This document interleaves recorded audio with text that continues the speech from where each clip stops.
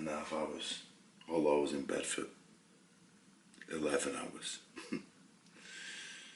Boy, yesterday was so hard. I didn't do the hour cardio at night. I got 16,000 steps. Like, I don't even remember most of it. I don't even remember. I remember videoing after leaving the gym, and I walked all the way like near to town, so I couldn't turn back, and then turned back and came back. Got in, took my supplements, and then did a consultation, and I don't even really remember what we said. So I was just like, I just felt like I was going to throw up the whole time. I felt so ill, so sick. Just felt horrible. But it's literally today, tomorrow, and then I can rest up Friday. So, no more cardio after tomorrow, no nothing, no trying to get further fat loss. It's rest. Fuck me. I'm so excited.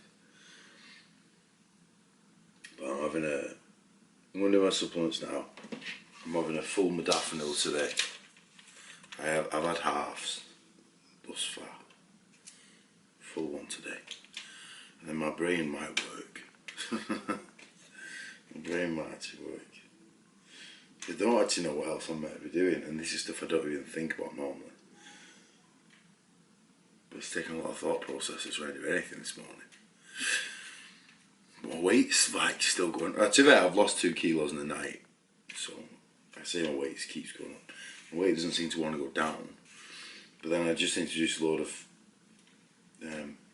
gear last week, so theoretically my weight should go up. Like, it's not. That's kind of skewed the balance instead of it going like it normally does when you just put all the gear in and you've not took anything for 5 months. It's going to push your weight up.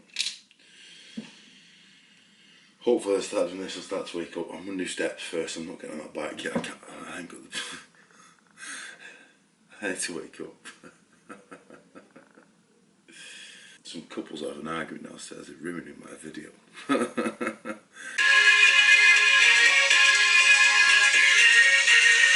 And there we go. Fuck 'em. It's a sad day when the yellow coat comes out. But I don't actually know if it's that cold outside or I'm just cold. But either way I feel cold. I feel lifeless, man. Nauseous and lifeless. I'm just walking along. I don't even know how long I've been out. I just feel delirious. As you can probably tell from these videos, I have no idea what I'm actually saying. I keep just like getting lost, mentally lost. Hopefully I'm capturing the fact that I'm mentally and physically deteriorating as these days go on. You can usually see that when someone does a lot of vlogs on a prep. You watch them mentally deteriorate and just crumble towards the end if you watch closely. And you get it. You've been through it yourself, you get it. The 20-minute lap. Just putting off that bike. I got on that bike for an hour. And I'm just like praying that clients cancel and stuff. It's just as much as I love them. It's just these next 2 days, once it gets to Friday and I can pull back and cut some like clean and stuff out, which makes me feel minging anyway. I can just sleep, knowing the fact I don't have to get up and do any cardio. Then like the minute, like the thought of getting up and I've got such a high number of steps to get and 2 hours of cardio and training clients and doing work, it's just so much to gear yourself up for when I'm waking up going, I feel like shit and I don't want to get off the sofa. I just want to lie on the sofa and have to do all that as well, not just a bit of it. It's just soul destroying. And taking every ounce, just kind of, come on, let's go. Keep going. Like the steps, I said, I'm lifeless walking. I've got to go and get on the bike for an hour. And then I've got to eat quick, drag myself to the gym, train a client, get on the treadmill for half an hour, train another client. And that's if I've got a cancellation last. If not, I've got to train another one. Then come home, get back on the bike, and then probably still got steps to do. And I've also got work to do at some stage. But I had to sleep this morning. So I'm like 2 hours behind schedule. Like, it's horrible. It's just horrible. I don't know if it's cold or I'm cold, but the radiator's back out. I'm doing cardio. And then I need to tidy this room up because it's absolutely minging. It's a mess. Extra calorie expenditure by tidying the room. Most people also end up like this. You stop wanting to do your hair, you stop wanting to have a shave. You just go, oh, God, I don't care anymore. Stop caring, put it on. Oh my God. This is a chore. This is a chore. But this is the whole point. This was a challenge. To not quit. To not quit. To see how hard it can be and not quit. It's never a question of being in contest shape in 2 weeks. It was never going to happen. It was just to not quit. I knew it was going to be a challenge. I knew it was going to try and break me. And like, this is like, I'm on a knife edge. I just want to throw the towel in. So bad. I don't want to go to work. I don't want to do this stuff. I just want to throw a towel in. It's like, just only today and tomorrow. Then the cardio's done. It's 2 days. Come on, it's two days. You can see the finish line. It's right there. You can't quit now. It's right there. And this is the thing that most people like. They get pushed and pushed and pushed and then they just break. And sometimes it's so close to the end. It's like, you're right there at the end. Just fucking hold on and just see it through. Because it'll be worth it. You've worked so hard. Don't throw it away when you're so close to the end. And that's what I'm trying to show people, that you're so much more capable than you believe. And that there's so many of us want to quit so many times. But we learn this. Can't take it seriously with the tail like this. Fuck's sake. You learn this resilience. The more times you put yourself through these kind of experiences, the more resilience you gain. And the more you're able to then push through these kind of experiences. So when life gets tough, you don't throw the towel in quite so early. And eventually, it's pretty much impossible for you to throw that towel in. It's pretty much impossible for anything to make you throw that towel in, would be a better way to say it. So when you get hit with a lockdown or a loss or something that's really going to hit your hard emotion, it's going to test you, it's going to make you want to just curl into a ball and lie on the sofa and not get up. You drag your ass up and you get on with the day, because when you've been put in that position so many times and then chosen to get out of it, then when you're forced into it, you're strong enough to get back out of it. And you're strong enough to stand up and go, no, fuck this. I'm not being beaten by this. I'm going to get up. I'm going to go do my stuff. I'm going to get on my day. I'm not just going to be beaten by something because it gets a little bit tough or I'm a little bit upset. And also, I'm very aware that there's a line on the wall. The mirror used to be here and it scrapes on the wall all the time. Looks like shit. It needs painting. It's not getting painted right now. So, let's get this done. Now I'm actually warm. It's not as bad. With the radiator on. I've got the radiator on doing cardio so I can get warm. It's definitely not a good sign. Should be getting warm anyway. Catch you afterwards. This is getting done. This is getting done now. Oh. So I hit an hour. And I still feel quite sick. Not as sick. So faced with the prospect of doing another hour tonight, what I'm going to do is I'm going to put this clock back to an hour right now and start again. And shave a little bit of time off it. If I can get like 20 minutes off now when I feel alright, then I've only got 40 minutes left later on. And the prospect of 40 minutes later on is a lot more comforting than 60 minutes later on. I'm warm, I'm sweating, I'm kind of in the mindset. I'm watching Aladdin. The new one, not the old one. Genuinely watching Aladdin right now. I had Disney on, watching Disney What If episodes, and it finished. So I put Aladdin on, which is part of the reason why I'm... Alright, I'm into it now. Let's keep going. Imagine if I did both hours now. Imagine if I did both hours. If I did both hours now, then that'd actually be done. I might actually try and do both hours now. I'm gonna do as much as I can now. The more I do now, the less I have to do later. Still gonna have to do it, but when I'm kind of feeling all right now, to keep going is just more of a realistic option. To stop and then restart the whole thing again is just, I don't think I can mentally handle that right now. Fucking hell. Right. Let's catch up later on. Maybe an hour, somewhere in between. Who knows? Aladdin's keeping me going. I look and feel terrible. An hour and a half done on the bike. And I look just watery.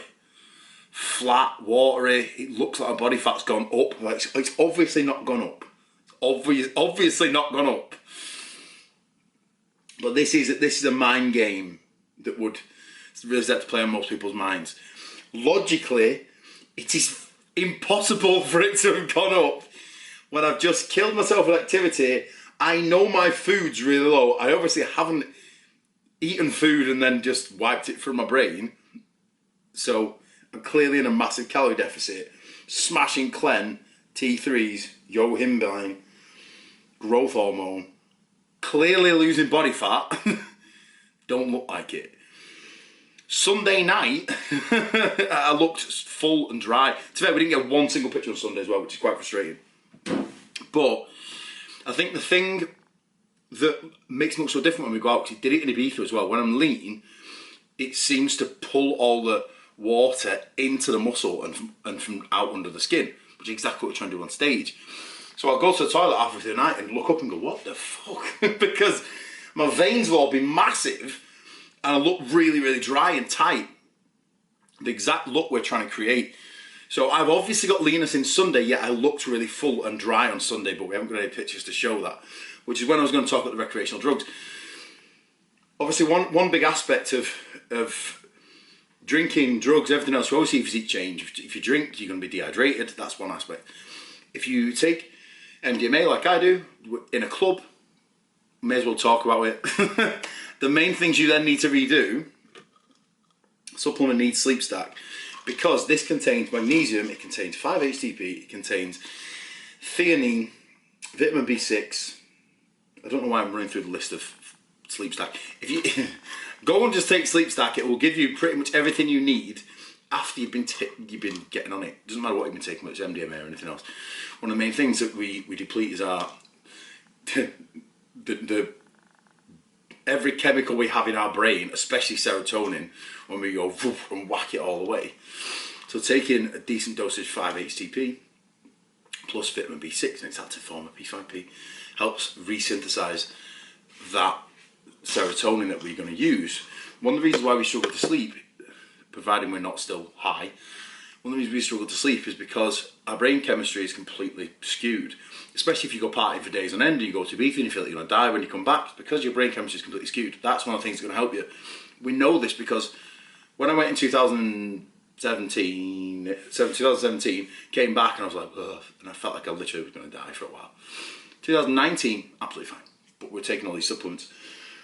Plus, obviously, I've got more magnesium. What else have I got here? And even just other supplements that would help keep your health on track. You know, if you're going to put, at the end of the day, there are people here now saying, oh my God, he's taking drugs, that's so bad. Yes, it is. So's drinking, so's smoking, so's taking steroids. All these things put stress on our body. But also, so does being fat, so does eating junk food, so does lack of activity, so does lack of sunlight, so does lack of water, and anything else that the modern day life is absolutely filled with. Pick your poison.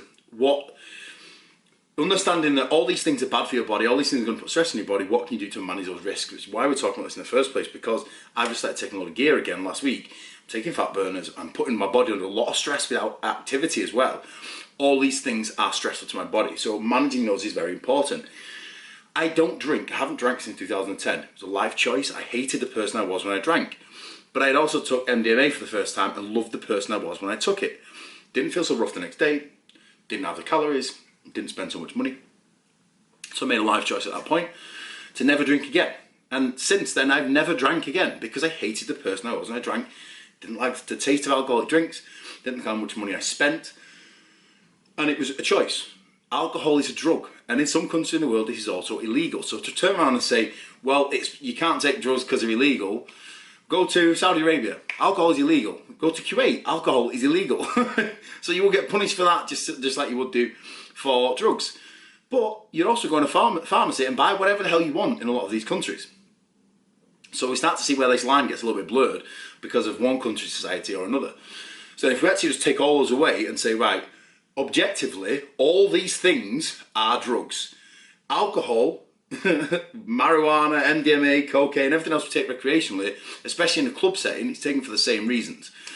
When people come home and they have a drink on the night time to relax, or smoke weed on the night time, smoke weed in the night time to relax, same thing, you're doing it for the same reasons. I choose to take a little bit of MDMA when I go to a club to enhance the club experience, and I choose to manage those risks with all my nighttime supplements. Some of them just to help cleanse my liver, the toxicity I'm going to cause, along with water, help resynthesize the brain chemicals I'm going to blast, make sure I sleep when I come back, and a lot of other things I do to just manage the risk, even just managing the dosage. I on minimum effective dosage. You won't see me in a club absolutely smashed like an 18-year-old. I'm 33 years old and know what I'm doing with this stuff, and everything is managed and understood. We don't just go and pick something up off the floor and go, oh, what's that? Put it up my nose. Some people genuinely do. Very reckless and ridiculous behaviour. Which is why I want to talk about this stuff. I know that if I go on a night out, it has to be managed. This one in particular, when I'm in the middle of a prep, put a lot more stress on my body, and I was aware of that the entire night. I even catered the fact that my body temperature is going to go up in the club. So even the outfit that I wore, make sure I was hydrated before I went, make sure I was hydrated when I got back, all these things, and make sure I was stay on top of it was very, very important, as to not do myself more harm than I would already do by doing these things. And this is why I'm trying to educate people, because there's a lot more talk I want to do about this stuff, because most people just don't even know what they're doing, and they put themselves at unnecessary risk when they're just going, drinking, taking drugs, everything together, and they don't even understand the differences. One thing we did see is when I came in, obviously my blood vessels were massive and I looked pumped like I was going on stage. I was like, do you know what, I'm going to check my blood pressure. My blood pressure was the highest I've ever seen it. It was 160 over 100. I went, what the fuck? But as I put the blood pressure cuff on, my veins went massive. The exact look I want to cause when I go on stage. It is dangerous to be like that long term. But it is desired when going on stage. If you think that going on stage in that state is safe, you're an idiot and don't know what you're doing. So it has to be managed again. So then what's the first thing we do when we come off stage?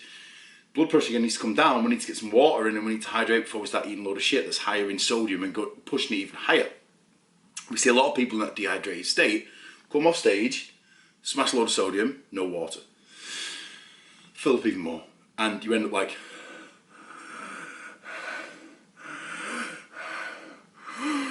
after a few days with 30, 40, 50 pounds of edema about to stop your heart and then you genuinely sound like you're going to die, and it's really, really bad.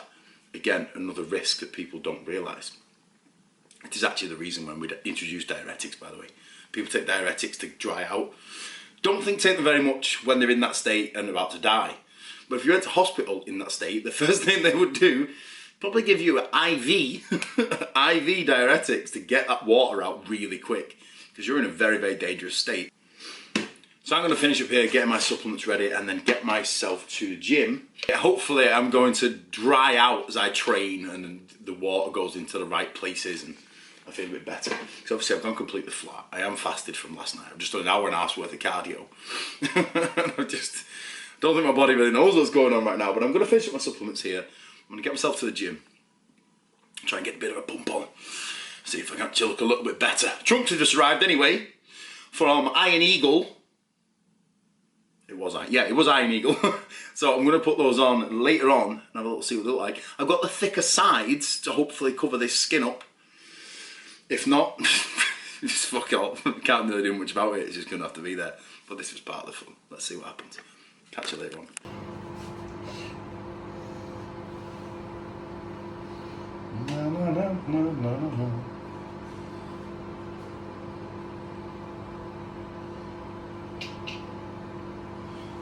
How's the glutes?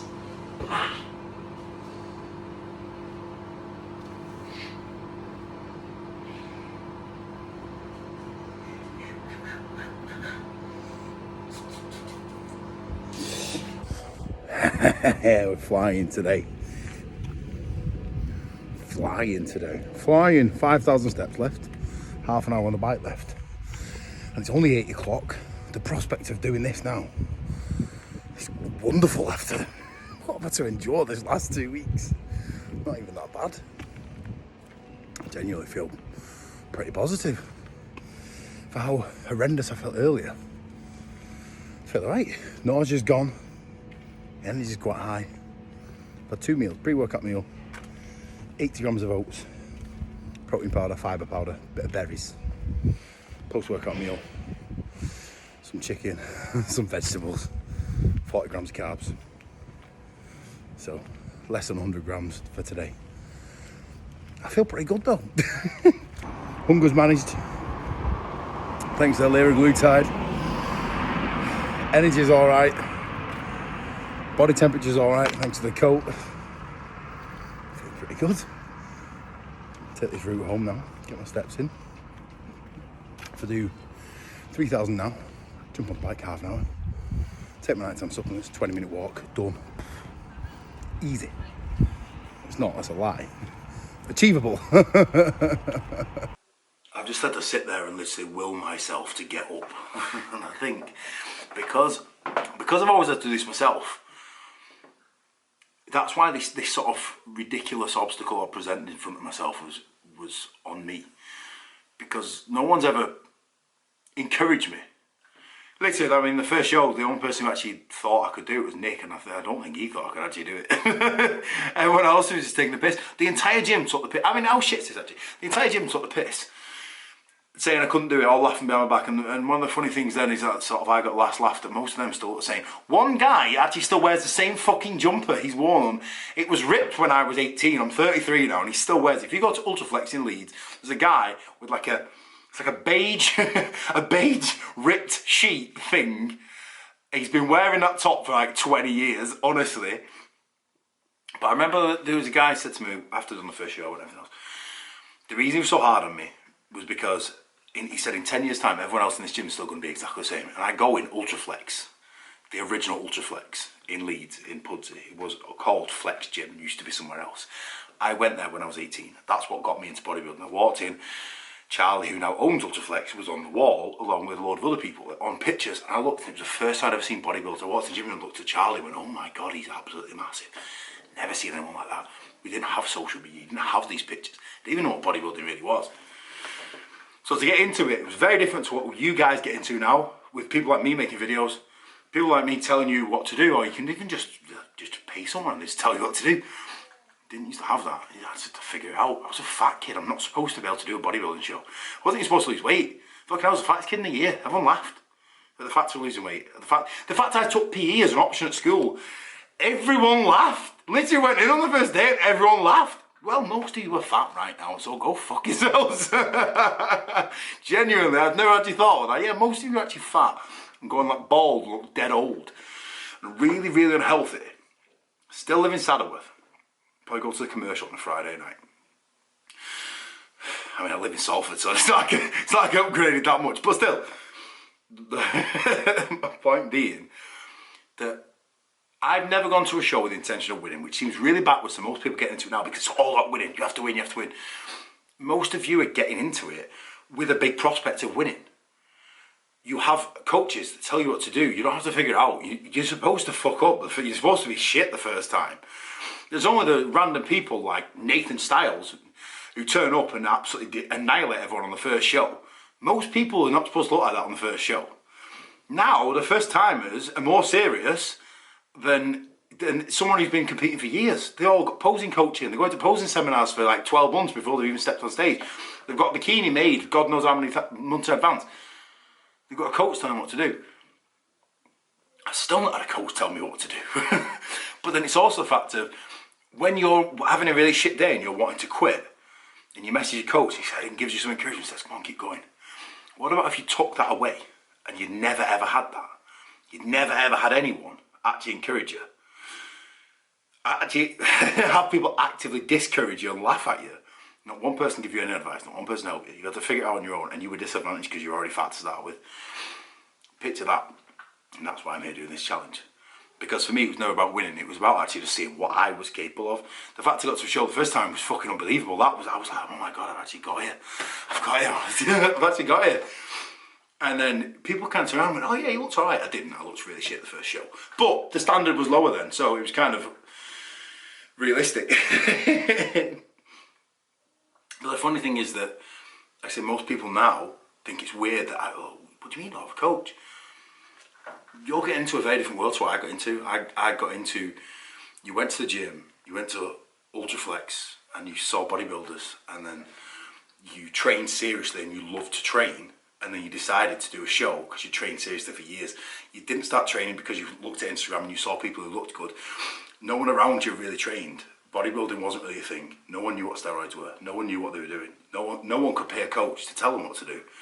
You had to just figure it out, and that's why I love this challenge of, it's an experiment. Like, what can we do in 2 weeks? How hard can we push in 2 weeks? Where is the breaking point? Like, where is it? It's not just a coach saying, right, I'm going to put you on 2 days. I've gone, oh, fuck it, let's go on 2 days and 20,000 steps. Let's see if it's doable. Let's see if my body breaks in time. All right, to make it to the show. Who knows? What's the result going to be? I don't know. Let's see what happens. And that for me is part of the fun. The fact of the placing on stage and how many people are on stage and everything else on Sunday doesn't really matter. Just this torturous. The fact I'm about to get on the bike for half an hour and then do a half an hour's walk afterwards. That shit is my sick pleasure. That's not the first place trophy. If I was ever to get one, wouldn't really be that exciting. The satisfaction of getting through a torturous cardio session on a daily basis when I want to quit every single minute of it is actually way more satisfying than the end result. It's more the accumulation of doing all those things and not quitting every single time I wanted to, because most of the day, every single day, because that's the point I pushed to. If it was easy, I wouldn't actually enjoy it to the level I do. I literally got the bug because it was so hard, which is completely mental, because most of you guys are trying to make prep as easy as possible. Yes, it can be made less torturous, but if it was easy, I don't think I'd enjoy it the same.